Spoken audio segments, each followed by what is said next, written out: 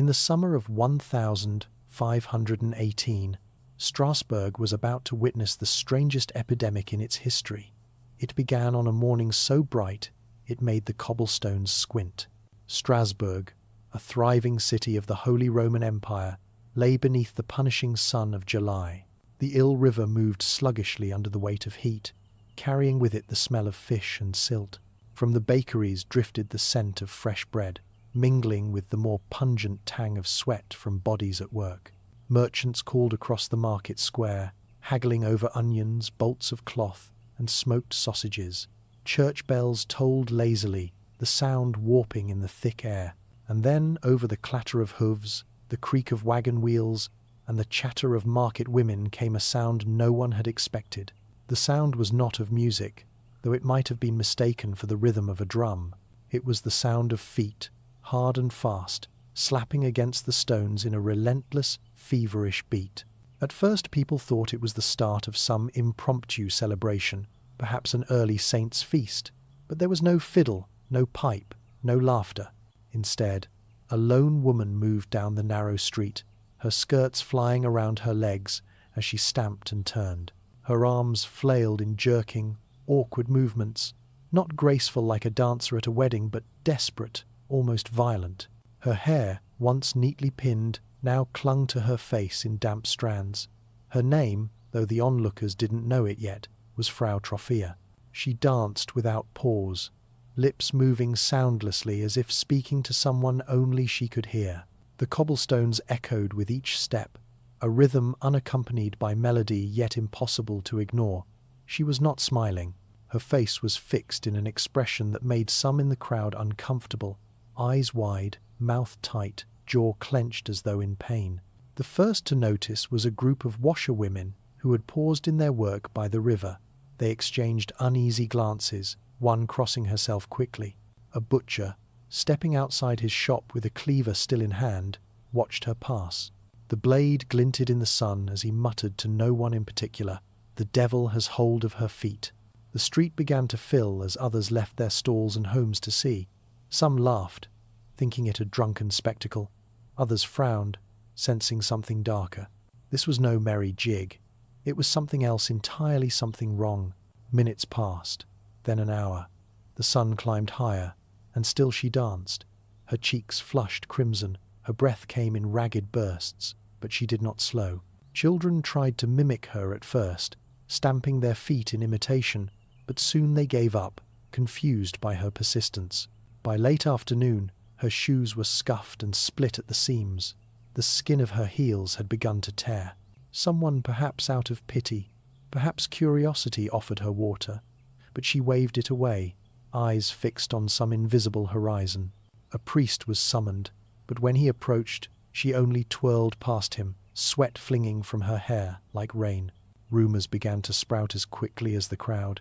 Some whispered she was cursed, others said she had angered a saint. A few muttered about the hot blood, an imbalance of humours that could only be cured through motion. But one old man near the fountain shook his head slowly. "Mark my words," he rasped. "This is the work of St. Vitus. He's come for the city."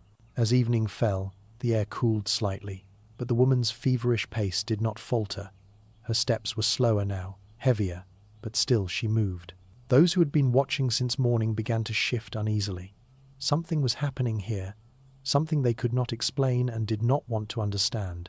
The baker's wife crossed herself 3 times before retreating indoors. A group of boys followed Frau Troffea at a distance, calling out jeers, but their laughter sounded hollow in the growing dark.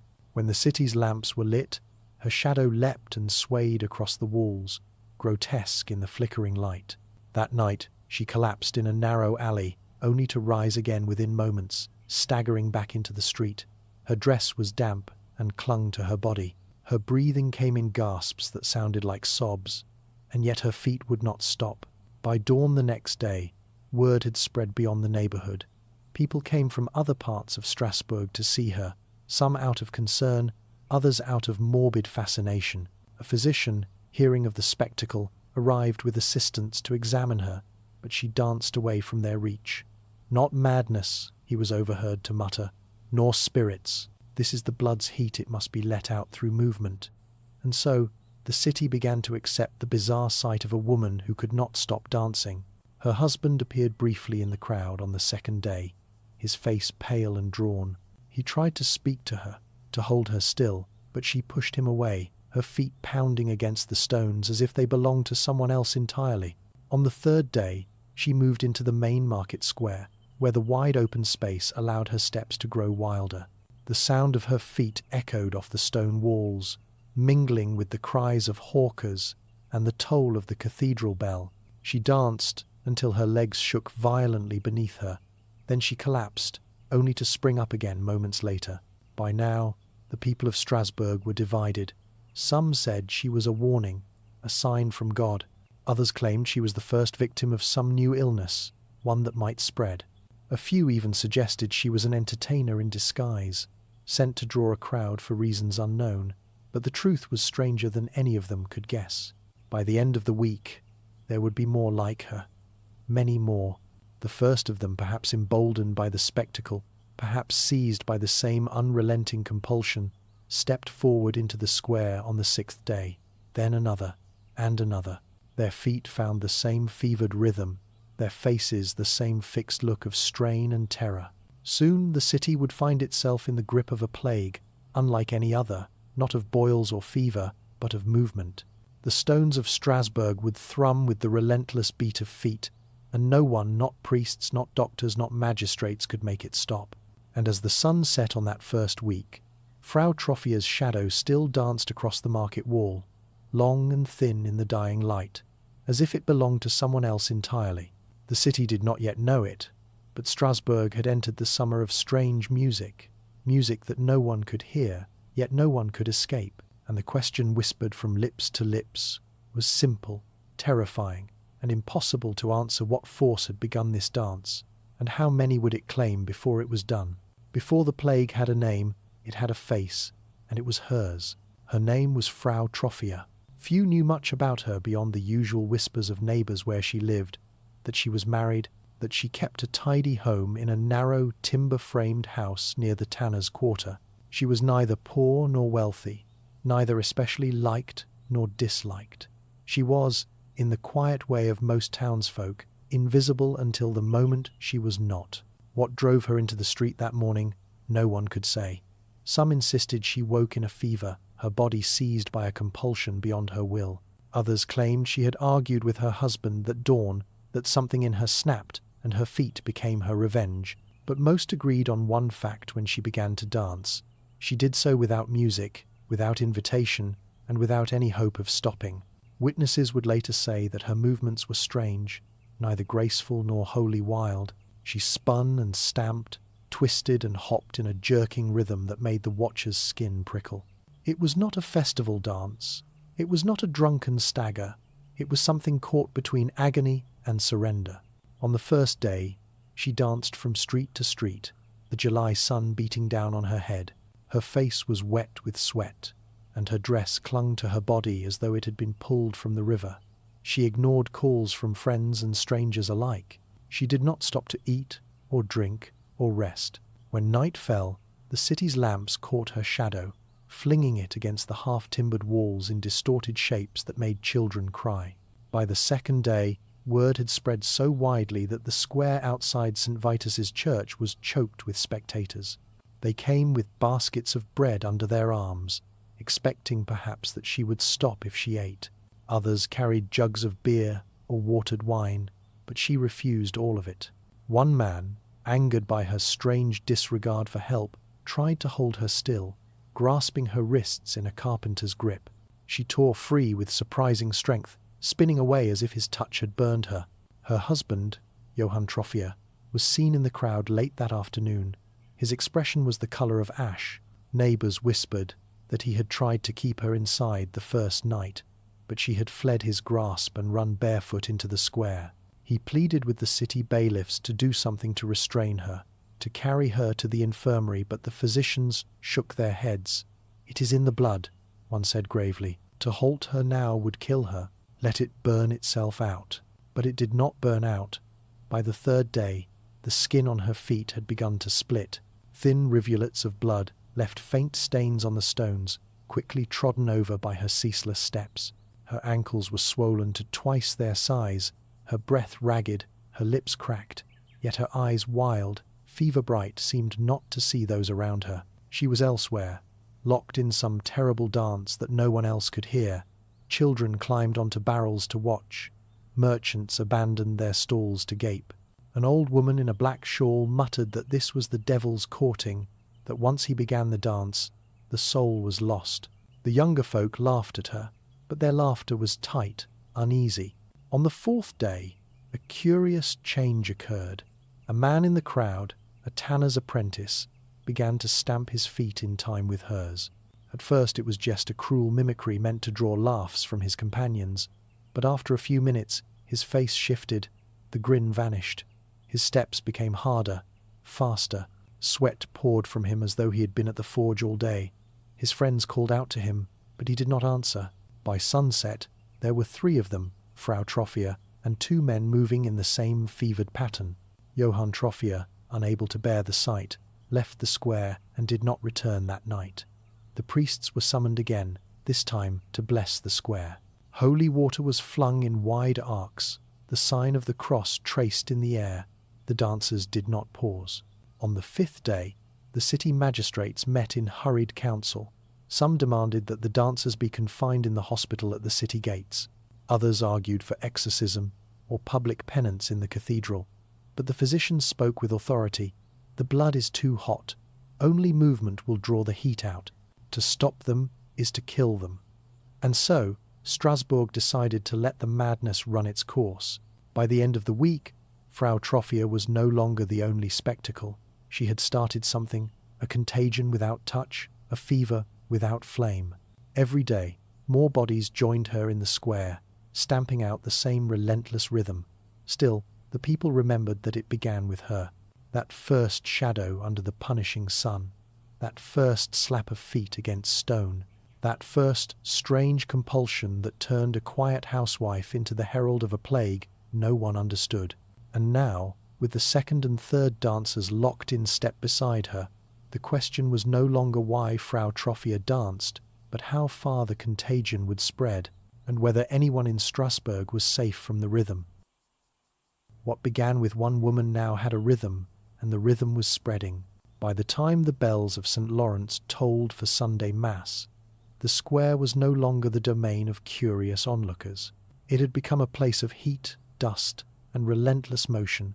The cobblestones, warmed all week by the high July sun, radiated a shimmer of heat that wrapped itself around the dancers like an invisible shroud. There were more of them now, 10, then 12, then 15, moving with the same grim compulsion that had gripped Frau Troffea. The townsfolk had expected her to collapse, perhaps even to die, and that would have been the end of it. But instead, they watched as fresh faces appeared, each one drawn in by an invisible pull. Some arrived laughing, thinking it a jest, only for their smiles to melt into the slack, strained grimace of someone fighting their own body. The sound of it became its own nightmare. The steady slap of feet against stone, the rasp of ragged breathing, the occasional cry as a muscle tore or a joint gave way.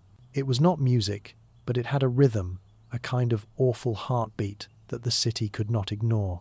Mothers kept children indoors now, drawing shutters against the sight. Merchants muttered that business was suffering who wanted to buy bread or cloth with this madness just steps away, but still, people came to watch. Human curiosity is a stubborn thing, even in the face of terror. A few in the crowd claimed they could feel it themselves, a strange twitching in the calves, an urge to sway in time with the dancers. They backed away quickly, eyes wide, as though fearing that the air itself carried the plague. Others scoffed and said it was merely imagination, that only the weak-willed could fall prey. But in hushed voices, more than one person admitted they dreamt at night of stamping feet, waking to find their legs trembling under the covers. The city's priests, shaken by the growing numbers, declared the dancing a spiritual affliction. From the pulpit of Strasbourg Cathedral, Father Matthias warned that this was surely the wrath of heaven, or the mischief of a saint turned vengeful. He urged the congregation to pray, to confess their sins, to avoid the square where the dancers spun themselves toward death. But the warnings did not stop the spread. On the fifth night, under a sky swollen with stars, a baker named Hans Kuntz was seen standing at the edge of the square, flour still clinging to his apron. He had finished his baking late, and instead of going home, he lingered to watch the spectacle. Witnesses said he stood very still at first, arms folded, the scent of warm bread clinging to him.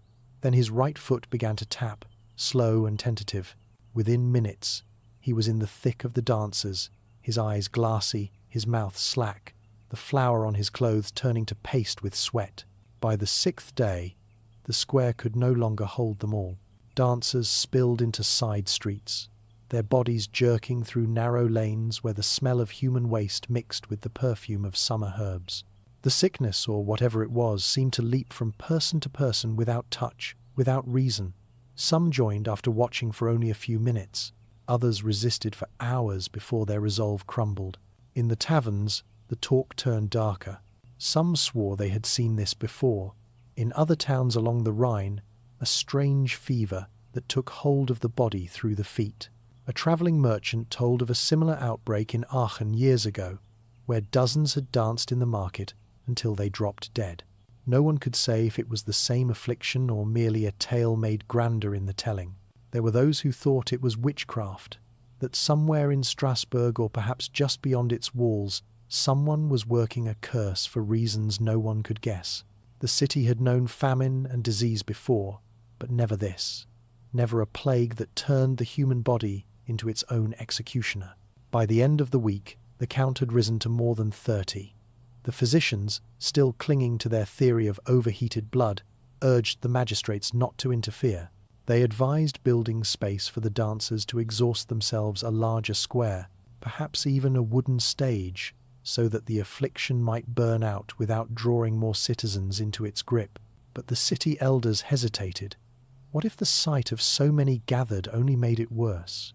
What if the music they would need to keep the rhythm, drums, fiddles, pipes, spread the compulsion further? In the meantime, the dancers kept moving. Some wore their shoes to ribbons, the leather peeling away from the soles. Others lost shoes entirely, their bare feet blackened with dust and streaked with blood.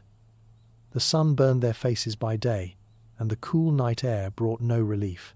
Sleep was a luxury none of them knew anymore. They would collapse, twitching, only to lurch upright moments later and resume the terrible steps. Onlookers began to notice patterns.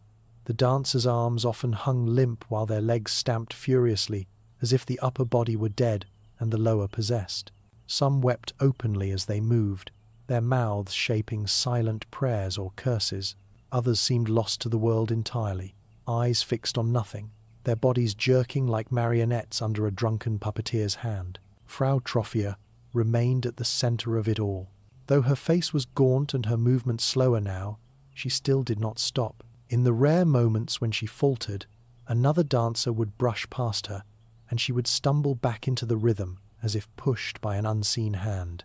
On the seventh day, the first death came.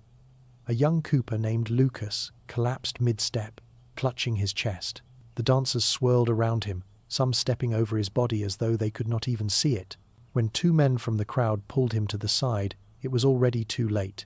His face pale, his lips tinged blue, his body was carried away quickly, without ceremony. The dancers did not stop, and so it became clear to everyone watching the dancing plague was no longer a curiosity. It was a killer, and with each new body drawn into the rhythm, Strasbourg's heartbeat grew more frantic. By now, the streets of Strasbourg had become a stage, and the whole city was trapped in the audience. The first death changed everything. Until that moment, the dancing plague was a grotesque curiosity, a thing people could watch from doorways or whisper about over tankards of ale. But Lucas the cooper, barely 25 years old, collapsed in full view of the crowd, and his lifeless body was carried away like an omen. Those who had been jeering fell silent. Those who had been laughing went home to bar their doors. In the heat of late July, the city's air grew thick with the smell of fear. The dancers didn't notice.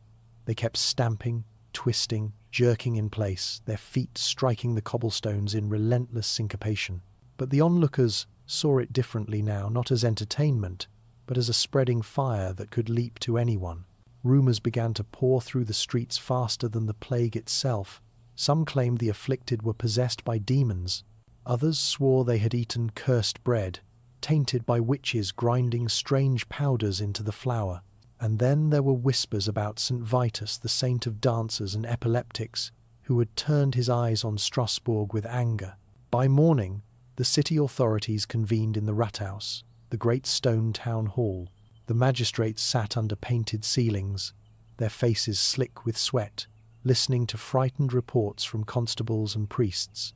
The count, they were told, had risen to 50 souls trapped in an endless, bone-breaking dance. The councillors argued. One faction demanded force round the dancers up, chain them if necessary, and confine them outside the city walls. But another faction recoiled at the thought. What if it spread among the guards? What if the sight of more dancers only drew more victims? Meanwhile, the city square was changing in ways that unsettled everyone. The ground was slick now with a mixture of sweat, dust, and blood from torn soles. Shreds of leather and cloth marked the places where shoes had disintegrated. The air, already heavy with midsummer heat, carried the stench of exhaustion and human bodies pushed beyond their limits. Witnesses described seeing dancers faint in place, only to be lifted by others as though the compulsion were contagious through touch. It was as if the dance itself refused to let them go. Shops nearest to the square began shuttering their doors. Bakers stopped selling to customers who had the tremor in their legs. Barbers and cobblers closed early, muttering that the city was cursed. Even the taverns grew quiet. The sound of fiddles and lutes, once common in the evenings, disappeared entirely. No one dared risk music now. The fear was not only for health, it was for the soul of the city. Strasbourg had been proud, a centre of trade, with merchants from across the Rhine bringing spices, wool, and fine glass. But now the markets stood half empty. Visitors turned their carts toward other towns. Business dried up like the shallow pools at the riverbank. Still, the magistrates hesitated to act decisively. They sent physicians into the crowd of dancers, hoping to examine the afflicted, but the doctors could barely keep pace. The sufferers were slick with sweat, their skin hot to the touch, pulses racing so fast the physicians shook their heads. The official diagnosis, repeated like a mantra, was hot blood, an imbalance of humours. Too much heat trapped in the body, driving the feet into motion until the excess was burned away. The cure, they insisted, was not to restrain, but to let the dance run its course. That verdict sparked outrage among those living near the square. Letting it run its course meant letting it consume more lives. Mothers wept as they described children pulled into the circle after watching for only minutes. Husbands begged the council to intervene before their wives joined the afflicted. But the authorities stood by their physicians, convinced that interference might doom the sufferers to worse fates. And so, the city lived in two halves. There were the dancers fevered, relentless, beyond reason, and there were the watchers, each day fewer in number, their curiosity eroded by fear. The toll mounted. 2 more men collapsed within days. A young woman, heavily pregnant, was seen stumbling in the throng, her face twisted in pain. When she disappeared from view, no one could say if she had been carried away or trampled underfoot. In the cathedral, the priests prayed louder. Candles burned night and day before the altar of St. Vitus. But outside, in the alleyways, the talk grew more dangerous. Some whispered that this was punishment not from God, but from below, that the devil himself had come to dance Strasbourg into damnation. On the 10th day, the magistrates finally ordered a wooden platform built at the edge of the square. It was meant to contain the afflicted, giving them a place to dance away their sickness without blocking the city's main thoroughfare. But the sight of a raised stage only drew more eyes and, within hours, more dancers. Worse, musicians were hired to match the rhythm under the belief that a controlled tempo might help the afflicted exhaust themselves. The sound of drums, fiddles, and pipes soon mingled with the harsh slap of bare feet. For those watching, it was a scene straight from hell, music without joy, movement without grace, and still more joined. By mid-August, the number was estimated at over 100. The city had never seen anything like it. But the worst was yet to come, for in trying to cure the dancers, Strasbourg had only fed the rhythm, and the music for the damned had just begun. By August, the rhythm was no longer just a sound, it was a countdown. The first week had been shocking, the second week was terrifying, but by the third, the citizens of Strasbourg began to understand something far darker. The dance did not end in exhaustion, it ended in death. It was the shoes that told the story first. Leather soles were worn through in a day, then discarded entirely. The unlucky danced barefoot on sun-heated cobblestones until their skin split open. Blood left faint, dark trails across the square. Those trails often led to collapsed bodies. Lucas the Cooper had been the first fatality, but he would not be the last. Within days, a merchant named Adelmar fell mid-step, his head striking the wooden stage with a hollow crack. His arms twitched once, and then he was still. The city did not stop the music. Funerals became private affairs, held at dawn or dusk to avoid notice. Families slipped through side streets with wrapped bodies, trying to avoid the gaze of their neighbors. The shame of having a dancer in the family was heavy shame and fear. Some deaths were sudden, a snap of the neck in a fall, or a heart that failed after hours of strain. Others came slowly, with dancers collapsing repeatedly, only to rise again as if their own minds had been replaced with a crueler master. Witnesses spoke of eyes wide and glassy, fixed on nothing, of mouths moving silently, as if reciting prayers to a god who could not hear them. Among the dead was a young woman named Greta, not yet 20, who had been betrothed to a baker's apprentice. She had wandered into the square to bring her mother bread and had not left for 3 days. When she finally collapsed, the physician's verdict was simple: heart failure from overexertion. But her fiancé swore she had been smiling as she died, not with joy, but with a kind of grim surrender. And so the city began to keep a grim count. The magistrates would not publish the numbers, but the whispers told all 2 dead, then 5, then a dozen. By mid-August, some claimed the toll had reached 15, others insisted it was far higher. The authorities tried to control the panic by posting guards around the square, not to stop the dancing but to keep bystanders from approaching. It didn't work. The very presence of the stage and music seemed to draw people in, like moths to a flame. The musicians, paid by the city, grew uneasy. They played under the instruction of physicians, but the sight of dancers collapsing in front of them made their hands shake. One fiddler told a friend he could feel the same strange pull in his own legs, as though the music might turn on him at any moment. Still, the council insisted the treatment must continue. "Let them dance until the heat is gone," the physicians repeated. "Only then will the sickness leave them." The sickness did not leave them. One afternoon, the square fell silent for the briefest moment when 2 dancers collided with such force that both fell and did not rise. The crowd gasped. The music faltered, but within seconds it resumed as if nothing had happened. The bodies were carried away, and the rhythm went on. The fear began to seep into the homes of those untouched by the plague. Parents forbade their children from going near the square. Shops closed earlier each day. The markets grew quieter, the church more crowded. People prayed for deliverance, but the only answer was the drumbeat in the distance. And then came the heat wave. The sun blazed over Strasbourg, turning the stone streets into ovens. The air shimmered above the rooftops. Even healthy citizens struggled in the oppressive heat, but the dancers did not stop. Sweat poured from their bodies in streams. Steam seemed to rise from the stage. One elderly man, Johann the Weaver, danced for 3 days straight without pause. When he finally collapsed, the crowd thought he was dead. But he rose again, only to fall a few hours later, and this time he did not move. By now, even the city officials began to question the wisdom of their physicians. But they had no alternative cure to offer, and with the dancers now numbering over 100, the idea of restraining them all seemed impossible.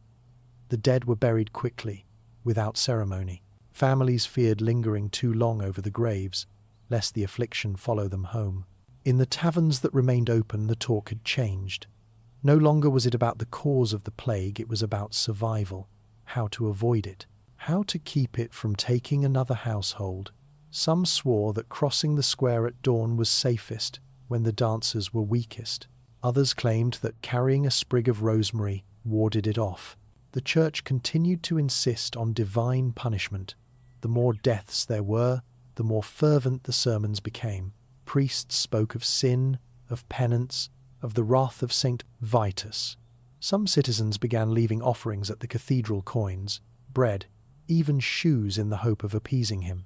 But for every prayer whispered in the cool shadows of the church, there was another scream in the blistering sun of the square. As August drew toward its end, the death toll mounted faster. Some claimed the dancers were now dropping daily. The heat, the exhaustion, the injuries, all combined into a silent execution that claimed victims without warning. And yet, the music still played. The city had reached its breaking point, but instead of silencing the music, the magistrates would make a choice that would push the plague to its most haunting stage. When panic failed, the city turned to science, or what passed for it in 1518. By late August, the square was no longer just a place of movement, it was a place of death. And yet, the dancers kept coming. Some stumbled into the square as if sleepwalking, others walked in defiant and laughing until their steps betrayed them and carried them into the same frantic rhythm. The council, desperate to halt the rising death toll, summoned Strasbourg's most respected physicians. They arrived in dark robes, bearing scrolls of learned text and the weight of reputation, but their faces betrayed unease. This was no ordinary sickness, no fever, no pox. The city's streets echoed, not with coughing or groans, but with the slap of bare feet on stone and the ceaseless drone of hired musicians. The physicians gathered in the town hall, away from the noise. Behind closed shutters they debated. Was this a plague of the mind, a poisoning of the blood? The old theories of medicine, humours, vapours, celestial influence were all laid out like the tools of a surgeon, waiting to be chosen. At last they reached their diagnosis. The dancers' blood had grown too hot. The summer's relentless heat, combined with the fiery temperaments of certain susceptible souls, had overheated their humours, unbalancing the body. The cure, they declared, was not rest, not seclusion, but more dancing. To purge the heat, it must be driven out through movement until the body found its balance again. The council, unwilling to oppose its own physicians, gave the order. Carpenters were summoned to the square. Hammers rang out over the sound of feet as a great wooden stage was built at the very heart of the madness. Shade awnings were stretched above it, not for the dancers, but for the musicians who would be brought in to keep the rhythm steady. And so, for the first time, the plague was given a stage. The musicians came fiddlers, drummers, pipers paid by the city itself. They stood at the edge of the platform and began to play. The tunes were fast and bright, meant to keep the dancers moving, and they did. The music was like oil on fire. Every new note seemed to draw more bodies into the whirl. Some danced with jerking, awkward steps, as if their limbs no longer obeyed them. Others moved with eerie grace, spinning and leaping with a strength that should have been impossible after days without rest. Physicians moved through the crowd with their assistants, observing, taking notes, offering cups of water laced with herbs. But they did not intervene when someone collapsed, only stepped around the body until it was carried away. In the taverns, the decision was met with disbelief. To ordinary citizens, it seemed madness to feed the very thing that was killing their neighbours. But the council insisted this was medicine. Yet, for all their confidence, the physicians could not hide their doubts. One was overheard muttering that the affliction reminded him of the St. John's dance, reported in other towns an ailment said to have no cure. Another confessed privately to a priest that he feared the music was not purging the heat, but inviting something else into the body. The dancers themselves were beyond reason. They did not respond to shouts, to pleading, to the hands of loved ones trying to pull them away. Some swayed as if in a trance, their eyes unfocused, their lips moving in silent words. Others shouted strange phrases, bits of song, fragments of prayer. When night fell, the stage did not fall silent. Torches were lit, casting long, writhing shadows on the walls of the surrounding buildings. The music echoed down the streets, drawing more onlookers, some curious, others afraid to pass by. One evening, as the moon rose red through a haze of summer heat, a physician named Master Heinrich noticed something strange. A woman who had danced for 4 days without rest suddenly froze mid-step. Her body shuddered once, then collapsed. When Heinrich reached her, he found her heart had stopped, but her legs still twitched, as if the dance had not yet let her go. Heinrich stepped back, shaken. That night, he wrote in his journal that the affliction seemed not of the body alone, but of the spirit, as though something unseen had taken hold and would not release its claim even in death. Despite such fears, the music continued. The council posted notices instructing families not to interfere with afflicted relatives. "Let the physicians do their work," they read. But many citizens disobeyed. Some hid their stricken family members, locking them inside until the fever passed or until they died quietly at home. The more the music played, the more the lines blurred between patient and spectator. Some who came only to watch found their feet tapping along, then moving, then carrying them into the throng. Others swore they could feel the rhythm in their bones, even from a distance. And still, the dead were carried away daily. The stage had been built to heal them, but instead, it had become an altar, and what it demanded was more dancers. The cure had become a performance. The stage stood in the center of Strasbourg like a beacon, and the music poured from it without mercy. Day and night, fiddles scraped, drums thudded, and the shrill piping of flutes cut through the thick summer air. The city's cobblestones had heard music before, festivals, weddings, holy days, but never like this. This was not celebration. This was compulsion. Under the shadow of the awning, the musicians worked in shifts. Their brows dripped with sweat, their arms ached from the endless repetition of tunes, but they dared not stop. They were under contract by the city, paid to keep the afflicted moving, to sweat out the fever. Some of them whispered among themselves that they felt complicit like torturers ordered to keep the rack turning. From the first note of each day, the dancers surged forward, as if the sound itself pulled their bodies upright. They swayed, spun, and jerked with unnatural vigor, the movements sometimes beautiful, sometimes grotesque. A woman with her hair plastered to her face by sweat spun in a tight circle for nearly an hour, never stumbling. A young man leapt so high his feet smacked the wooden boards, only to land with a grimace as his knee gave way, but still he rose and kept time. Around the edges of the crowd, families wept. Wives reached for husbands, children for mothers, but the afflicted moved past them as if they were strangers. It was as though the music built a wall that only the dancers could pass through, a wall that locked them in with the sound. By night, the stage was ringed with torches. The flames cast twisting shadows on the whitewashed walls of the surrounding buildings, making the whole square look like a place of pagan ritual. The air smelled of hot pitch, sweat, and the faint copper tang of blood from blistered feet. Every so often, a body would crumple, carried away by the watchman or laid under a cloth in the corner until dawn.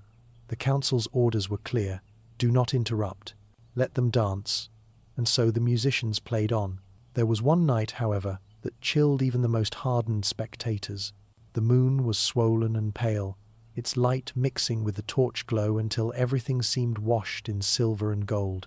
The music slowed for a moment, just enough for a few dancers to falter, and in that pause, the crowd heard something else, singing.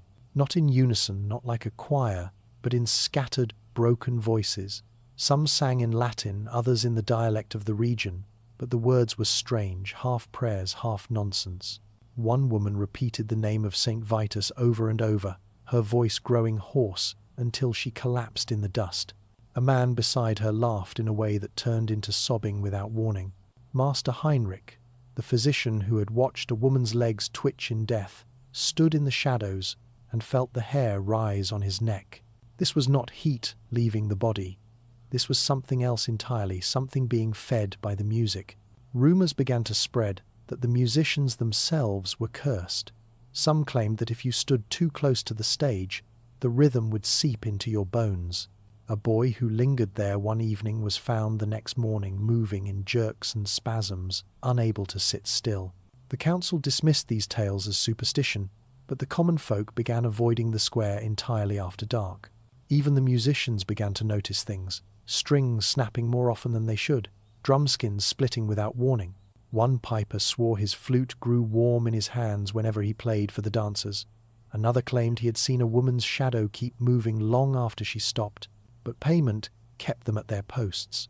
In a city strained by famine and fear, coins spoke louder than unease. Some evenings the sound rolled out over the rooftops and into the quiet streets beyond. Cats hissed at the echoes, dogs whined and pressed themselves into doorways, and in the distance a few solitary figures would appear drawn by the music's pull, only to vanish into the square and never return home. For the dancers, the music was no longer background, it was a master. It dictated when they rose, when they fell, how they moved. When the tempo quickened, their steps became frantic, almost violent. When it slowed, they swayed as if in a trance, eyes half-lidded, lips whispering. One man named Lucas had danced for so many days that his friends tried to drag him away in the night. They bound his hands, carried him across the city to his home, and bolted the door. By morning, the bolts were broken, and Lucas was gone. He was found again in the square, barefoot, his eyes wild, his body already in motion. The music spared no one who entered its reach. The city scribes recorded these days with a mixture of awe and horror. They described the scene not as illness, but as a festival of the damned, a gathering where the living moved like spirits, and the spirits, if any were watching, must have recognized them as their own. And still the musicians played. But not all believed this was a cure anymore. Some whispered that the music was not driving the sickness out, it was calling something in. And soon the city would try a new kind of remedy, one rooted not in medicine but in fear.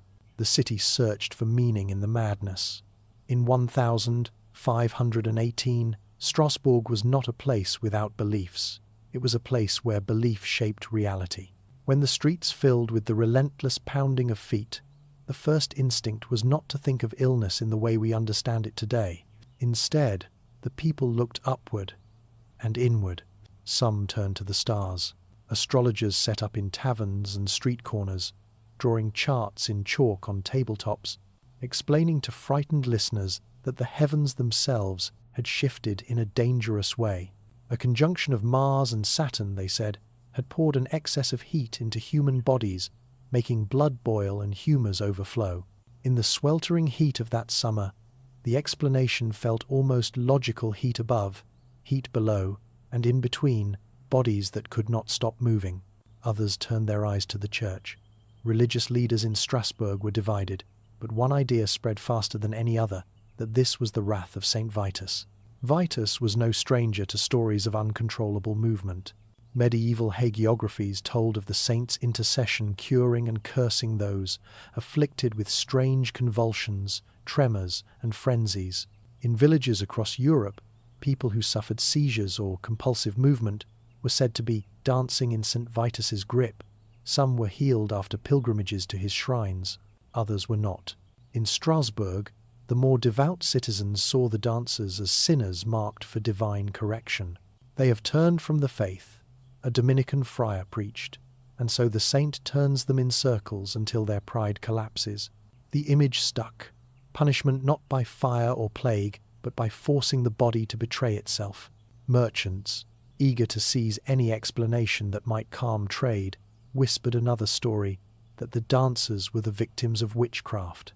Perhaps, they said, an envious neighbour had called on dark forces to ruin rivals' families. It was a story that fit the times. Witch trials were already flickering to life across the Holy Roman Empire, and fear of the unseen enemy was as potent as fear of God's wrath. Then there were the physicians. They dismissed saints and sorcery alike, and returned to the language of humours. The blood was hot, they insisted, the brain fevered. This was no curse. It was a physiological imbalance, one that required sweating and exhaustion to purge. Their solution? More dancing with the help of music, and so the city followed their advice, even as bodies fell. But among the people, superstition and medicine merged in strange ways. Some wore charms against the plague, tiny pewter figures of St. 2020, Vitus, or pieces of parchment inscribed with prayers. Others drank bitter infusions meant to cool the blood, made from herbs gathered before dawn by those who claimed to know the old ways. A few smeared ashes from burned church candles on their foreheads, hoping the sacred smoke would seal them off from whatever invisible thing passed from dancer to onlooker. As the weeks wore on, the theories multiplied. The bread had been cursed, the river had turned against them. The very earth under Strasbourg was unsteady, letting fumes rise from the underworld to enter people's minds. And yet, with each explanation came more fear. At night, when the music in the square faded, the city did not sleep. Behind shuttered windows, families debated in hushed voices. Was it safe to walk near the afflicted? Could the rhythm be caught like a cold? Mothers forbade children from humming tunes, afraid the melody might wake something sleeping inside them. The mere tapping of a foot in idle thought was enough to make neighbours glance sideways. One evening, a man named Otto, who had lost his sister to the plague, went to a tavern to drown his grief. There, a local drunk offered him another theory that the dancers were being ridden by spirits, their bodies taken as vessels for the dead who could not rest. Otto laughed at first, but as the night deepened, he found himself staring into the street outside, imagining faint shapes moving where there was only shadow. Fear had a way of making the absurd feel possible. By mid-August, the explanations began to clash in the public square. Priests called for repentance, while physicians called for endurance. Astrologers advised staying indoors on certain days when the planets burned brightest.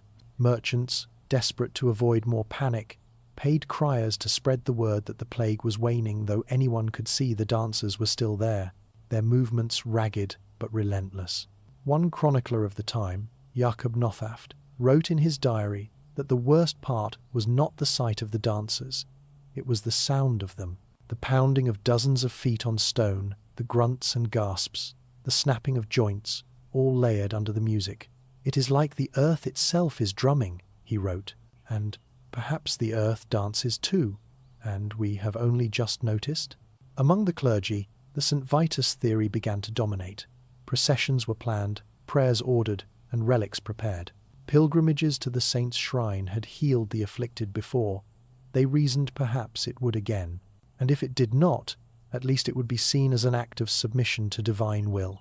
And so, with the summer sun still merciless above them, the city prepared to march its own citizens, still moving to that terrible rhythm, out of Strasbourg, not to exile them, but to place them at the feet of a saint, and hope for a miracle. The city turned its streets into a pilgrimage route. By late August, the heat in Strasbourg had not relented. The air shimmered above the cobblestones, and the river carried the sluggish smell of weeds and summer rot. In the square, the dancers still moved slower now, bent and trembling, but still unable to stop. It was then the decision came. The Council of Strasbourg, pressed by priests, physicians, and an increasingly desperate public, declared that the dancers would be marched to the shrine of Saint Thomas Vitus in the nearby town of Saverne. The saint, they believed, held the key to release them from this infernal rhythm. The plan was simple on parchment, impossible in practice. The dancers could not be reasoned with, only guided, half-pulled, half-carried along the road. And yet preparations began. Red shoes were ordered, dyed the colour of Holy Passion, each pair blessed before being laced onto exhausted feet. Around the ankles, strips of linen were tied, each marked with a cross in soot and wine. The priests said it would ward off the demon of compulsion. Into the dancers' hands, attendants pressed small wooden crosses, more to keep their fingers from clawing at their own skin than for devotion. They set out at dawn. The first bells of the day had just finished tolling when the line began to move. Some dancers staggered, heads rolling loosely on their shoulders, eyes half shut in exhaustion. Others, still caught in the frenzy, kicked and spun in jerks that snapped their bodies like marionettes. A pair of brothers, roped together at the waist so neither would run off the road, moved in a strange synchronization, one stepping forward while the other bent backward, each caught in a rhythm the other could not match. The The road to Saverne wound through fields and low hills, the dust dry and loose underfoot. Farmers stopped their work to stare as the procession passed. Some crossed themselves.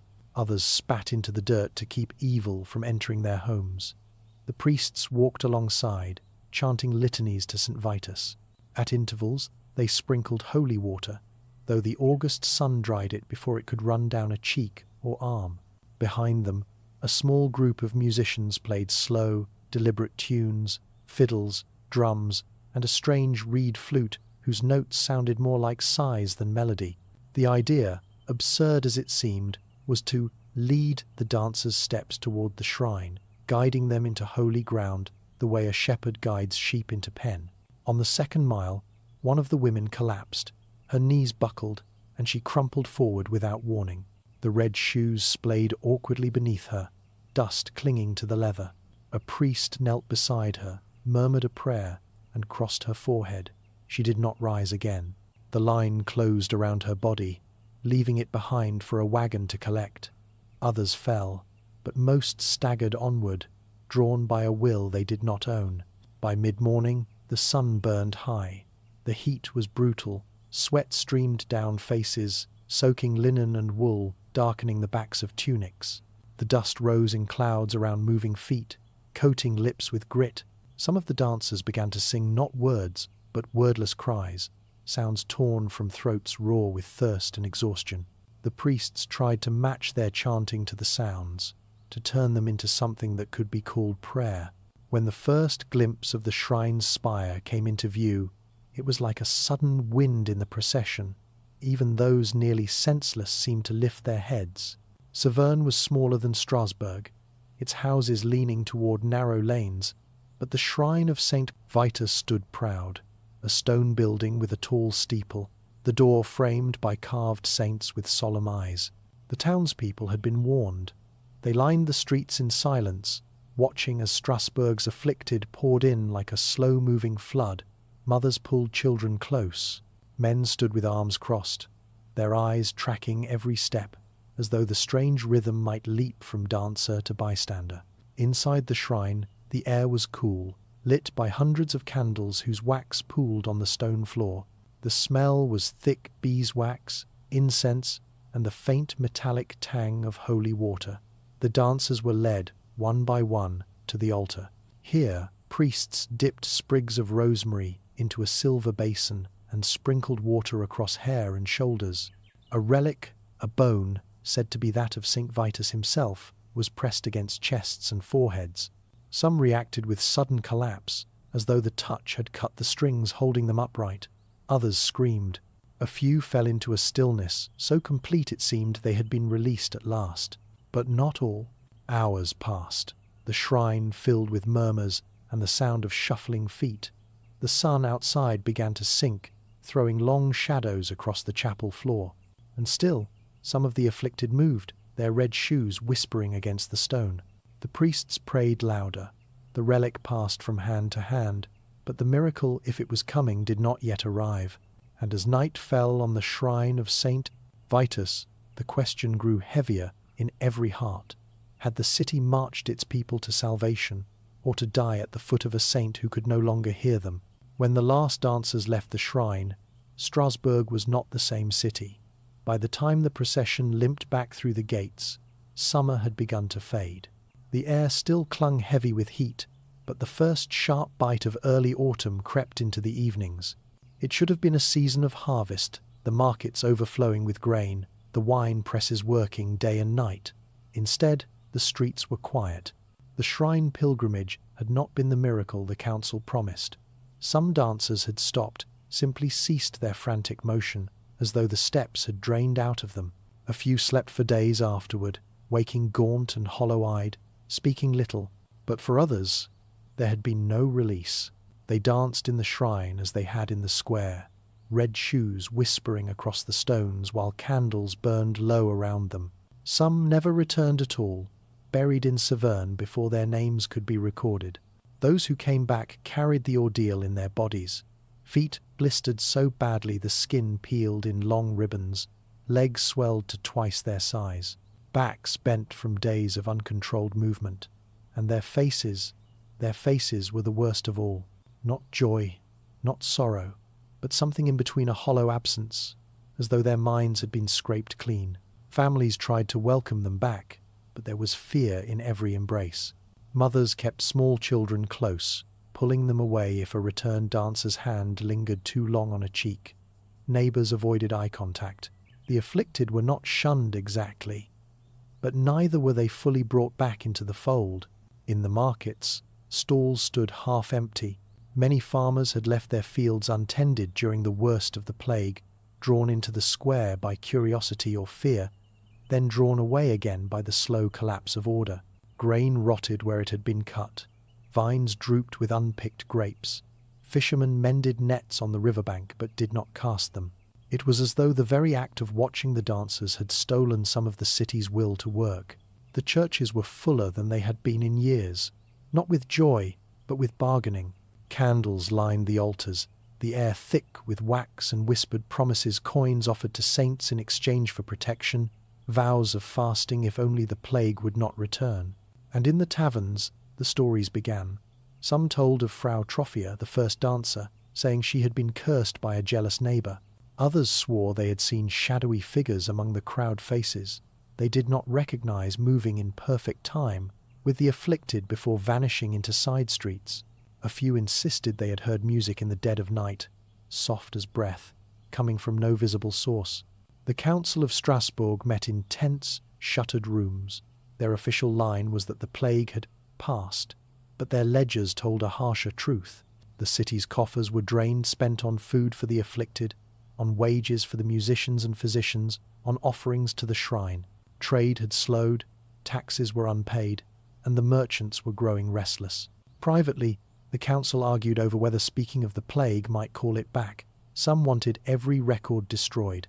Others insisted on keeping them, if only as a warning to the generations to come. The compromise was a thin one. The archives would hold the accounts, but they would not be read aloud, nor copied for any outside the city. Life resumed in fits and starts. Children played again in the lanes, though their games sometimes turned to imitation, mocking the strange, jerking steps of the dancers until their parents shouted at them to stop. Bread returned to the markets, though bakers found themselves glancing at the rye with unease, remembering rumours of poisoned grain. Musicians played in the taverns once more, but never in the open air of the square. The space felt changed, its cobblestones marked by the memory of feet that had refused to stop. And yet, beneath the surface, the city was not at peace. People walked faster through certain streets, windows closed at dusk, shutters drawn against the night air as though it carried contagion. Every sudden sound a dropped barrel, a barking dog made heads turn sharply, as if expecting the first beat of a drum, the first stamp of an unwilling foot. It was in this climate of wary quiet that the first whispers came news of a smaller outbreak, far from Strasbourg, in another town along the Rhine. Details were scarce. Perhaps it was a cruel jest, perhaps just the restless imagination of a city that had lived too close to madness. But for those who had watched loved ones dance themselves into the grave, it was enough to make sleep uneasy. And somewhere in the stillness of Strasbourg's night, when the moon lay white on the empty square, a lone pair of footsteps sometimes echoed, slow, deliberate, and far too rhythmic to be walking at all. The city willed itself to forget, but the plague lingered in memory's shadows. After the last funeral, Strasbourg tried to close the book on that summer. Merchants spoke of new trade routes. Priests urged their flocks toward gratitude for having survived. Parents told their children not to speak of the dancers, as though silence itself might seal the past away. But forgetting is never so simple. Even as the months passed, the signs remained for those who looked closely. Some cobblestones in the market square bore faint discolorations, patches worn smooth by hundreds of stamping feet. The wooden stage, hastily built for the cure, stood empty in a warehouse, too large to dismantle without drawing attention, too cursed to use again. The records were locked in the city archive, but paper cannot truly keep secrets. Clerks whispered about the lists, names of the dead, notes about the order in which they fell, even crude sketches of steps and movements the physicians had tried to document. Some of those sketches, it was said, looked more like ritual than illness. When strangers passed through Strasbourg, tavern keepers sometimes told the story, always in lowered voices, always with a drink in hand. They spoke of Frau Troffea starting it all, of the day the square filled with bodies twisting to music no one could hear. Outsiders laughed, calling it superstition, but the locals' eyes never joined in the joke. And then came the rumours from beyond the city walls. A small outbreak in Aachen, years before. Another, in a French village whose name no one could quite remember. The same frantic movements, the same exhaustion, the same deaths. These whispers never made it into official records, but they travelled on the lips of merchants, pilgrims, and wandering minstrels. Some of the afflicted never fully returned to normal life. A baker who had danced for 7 days straight found he could no longer knead dough without slipping into the rhythm. A young mother, her feet mangled by blisters, began rocking her cradle in time to an invisible beat, eyes glazed. Others suffered from sudden collapses, spells of weakness or fainting that came without warning, years after the summer had passed. Superstition took root in the cracks of the city's daily life. Red shoes, once given as charms at the shrine, became unlucky. No one played drums in the open square. And on certain hot nights, when the air hung heavy and the moon was thin, doors were locked early, not for fear of thieves, but for fear of something older, stranger. By the turn of the decade, the city spoke less and less of the dancing plague, until only the oldest remembered. But memory has its own ways of surviving. In the margins of a merchant's ledger, a clerk doodled a pair of shoes. In the stonework of a chapel, a mason carved a small figure, arms flung wide, knees bent in motion. And though Strasbourg told itself the fever had burned out, there were those who still swore that under the right heat, in the right season, the stones themselves might start to move again. Centuries passed, but the riddle of the dancers still refused to die. By the time the world had shifted from parchment to printing press, from horse cart to steam engine, Strasbourg's strange summer had become more legend than record. Yet historians, physicians, and the curious kept returning to the case, turning it over like an artifact, searching for cracks in the mystery. The first and most persistent theory was one rooted in the land itself: ergot poisoning, a fungus that infests damp rye crops. Ergot is laced with toxic alkaloids. In small doses, it can cause convulsions, hallucinations, and a burning sensation in the limbs. In larger ones, it can kill. Those who believed this explanation pointed to the summer's heat and humidity, perfect for the fungus to thrive, and to Strasbourg's diet heavy with rye bread. The symptoms: tremors, frenzied movement, visions fit, at least on paper. But ergot is a cruel poison. It tends to lock the body into spasms, not graceful or frenzied dance. And worse, the convulsions usually end in collapse, not weeks of movement. The timeline did not quite match. Others turned to psychology. They argued that the people of Strasbourg, already worn thin by famine, disease, and the weight of religious fear, had slipped into a kind of mass hysteria. The mind, trapped under unrelenting stress, can manifest terror in the body: tremors, tics, compulsive acts. In such a view, the first dancer, Frau Troffea, was not infected, but afflicted. Her strange movements drew eyes, and the sheer contagion of sight human empathy turned inside out, spread the behavior to others. Once begun, it could not stop easily. The body's fatigue and pain would only deepen the trance, trapping the dancer in a cycle of movement and collapse. Still others insisted the roots were divine or infernal. The belief in St. Vitus's wrath was not an invention of 1518. It stretched back centuries. In the Rhineland, there were tales of St. Vitus's dance, convulsions, jerks, and sudden compulsions to leap or twist, afflicting the sinful or those who had angered the saint. Medieval faith did not separate illness from morality. If the dancers were struck down, it was because the city itself was guilty. Some said the bishop's court had been corrupt, that a warning had been ignored. The shrine march, in this light, was not mere superstition, but a desperate bargain with the divine. As centuries turned, new disciplines took the case. Neurologists wondered if it had been Sydenham's chorea, a condition caused by rheumatic fever. known for producing involuntary, dance-like movements. Epidemiologists asked whether a viral encephalitis might have swept through the city, inflaming the brain and leaving the afflicted trapped in rhythmic spasms. Anthropologists looked to cultural patterns, comparing the Strasbourg outbreak to shamanic trance rituals, possession dances, and even modern cases of laughter epidemics. In the 20th century, sociologists began to view it through the lens of social contagion.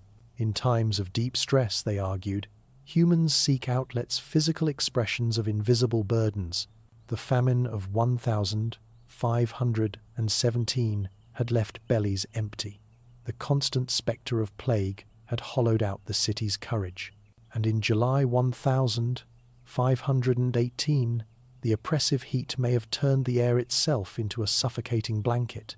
All it took was one woman to move differently, to pull focus, and for others to find in that movement a release from their own silent despair. Yet for every theory, there are objections. If it was ergot, why did it strike in the city and not in surrounding villages that ate the same bread? If it was hysteria, why did it last for weeks without burning out? If it was divine punishment, why did it stop without an act of public repentance?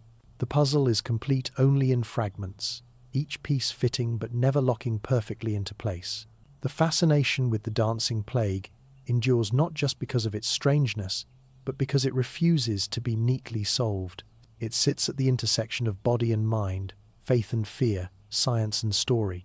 And in every attempt to explain it, there is an undercurrent of unease because if it happened once, it could happen again. And in the quiet corners of Strasbourg, some still whisper, perhaps it never truly left. Perhaps it waits, patient as stone, for the next season's heat to wake it. Long after the music stopped, Strasbourg still listened for its echo. When the last dancer fell silent in that strange summer of 1518, the city did not simply breathe in relief and move on. Something in Strasbourg's heart had shifted.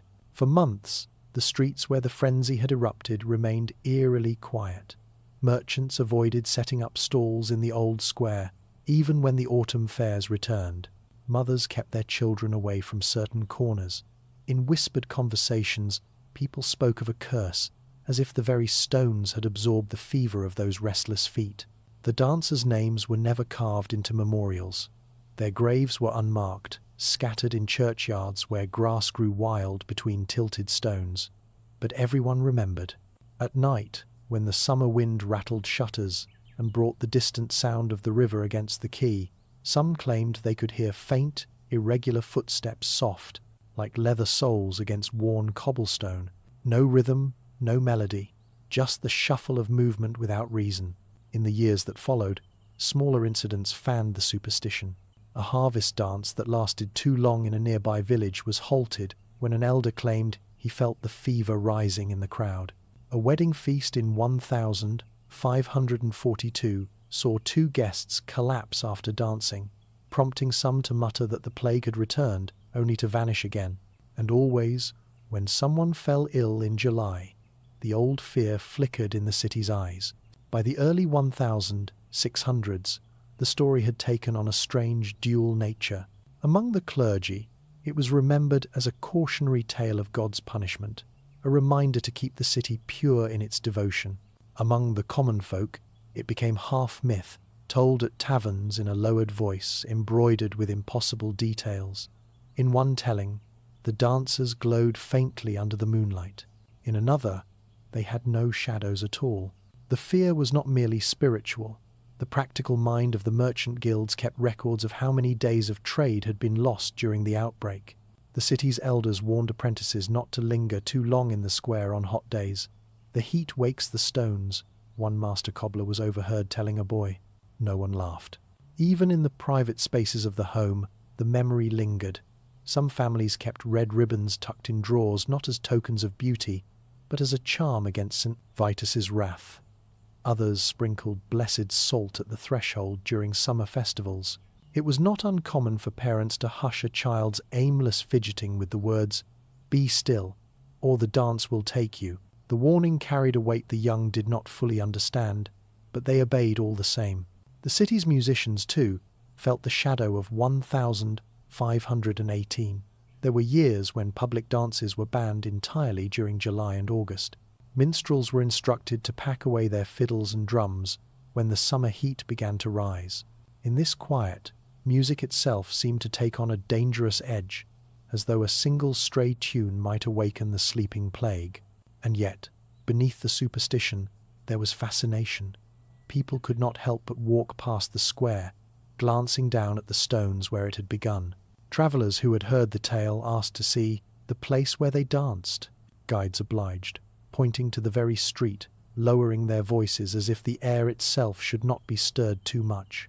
The centuries rolled on, wars came and went, borders shifted, and the name Strasbourg passed between tongues of different rulers.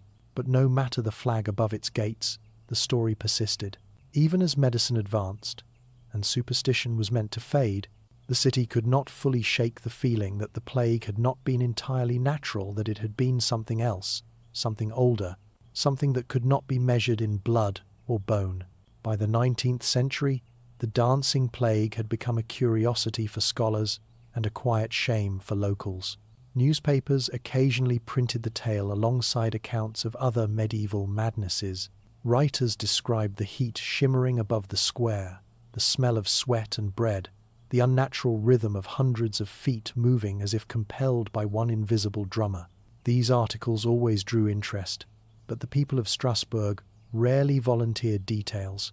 It was as though speaking of it too freely might invite it back. Even in the modern age, traces of that caution remain. There are residents who swear that in certain summers, especially the oppressive ones, when the river sits low, and still there is a heaviness in the air in the old quarter. Some avoid lingering in the square after dusk. Others say it's all nonsense, yet find themselves glancing over their shoulders if a street musician begins to play a quick, repetitive tune. Strasbourg is a city layered with history, and the dancing plague is one of its deepest, strangest layers. To walk its streets is to walk on the very stage where the dancers once moved.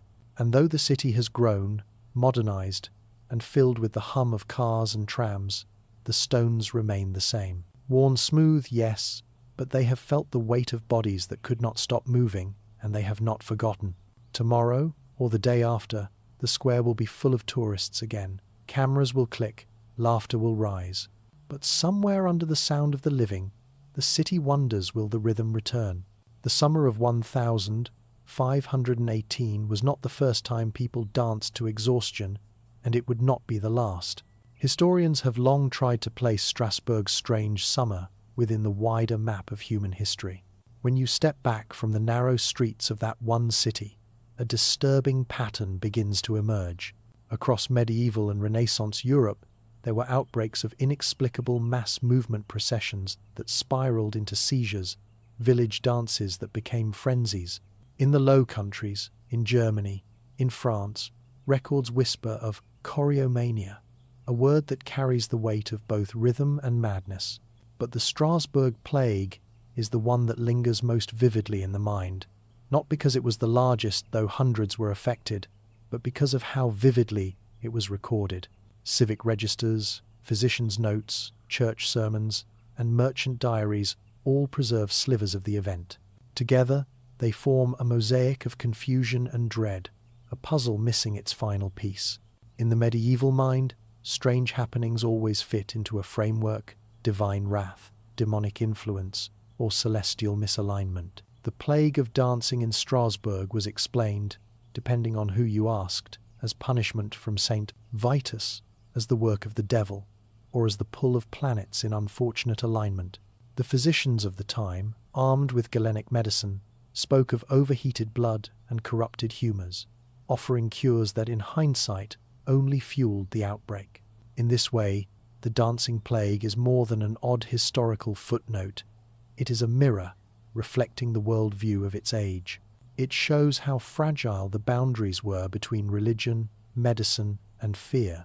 In an era when famine, plague, and war were constant companions, an outbreak like this was not seen as something separate from daily life.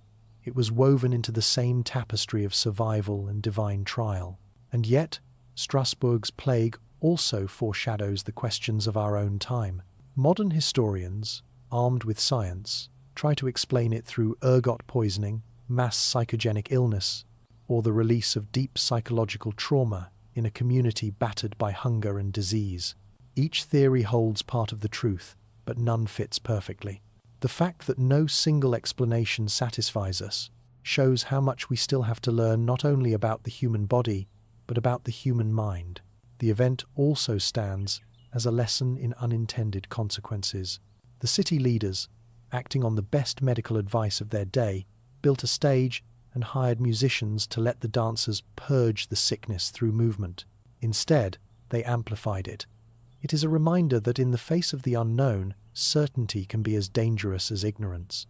Over time, the plague of 1518 has taken on a second life, not as a medical mystery, but as a cultural symbol. Writers and artists return to it again and again, drawn by the haunting image of hundreds of people moving to a rhythm no one else could hear. The story appears in paintings, in novels, even in songs, each time reshaped to fit the fears and fascinations of a new age. But beneath the artistic interpretations lies the reality. Men and women danced until their bodies gave out. Some collapsed from exhaustion, some died with their feet still twitching, and the rest of the city, unable to stop them, could only watch. The story has outlived the dancers because it speaks to something deeper than its historical moment.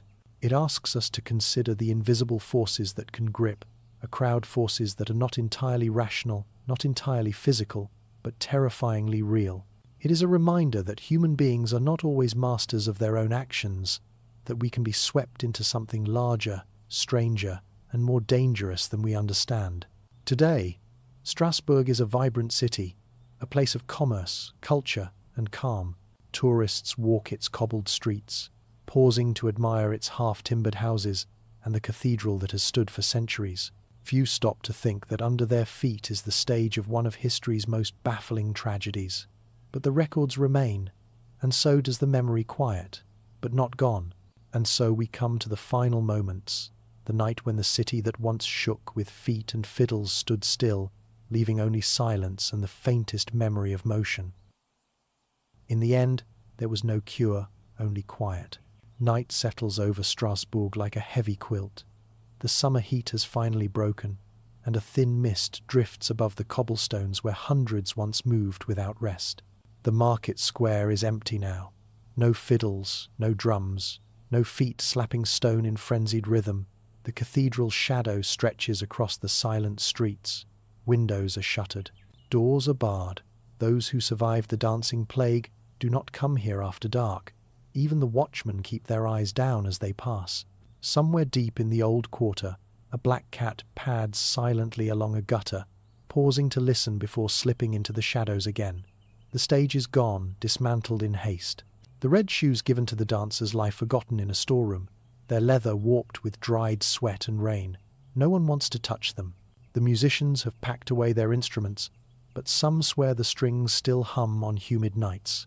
The city breathes in the stillness, but beneath that stillness lies a bruise that will not fade.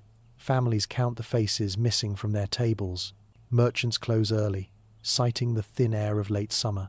Priests light candles for the souls who dance themselves to death, murmuring prayers that no such madness will ever return. And yet, some say the stones remember. On certain nights, when the moon is high and the air is warm enough to stir the scents of bread and river water, you might hear it, a faint, almost imperceptible tapping. Not quite footsteps, not quite a drumbeat, just enough to make you stop, turn and wonder. If you do, best to walk on, because history has forgotten many things, but not all of them stay asleep.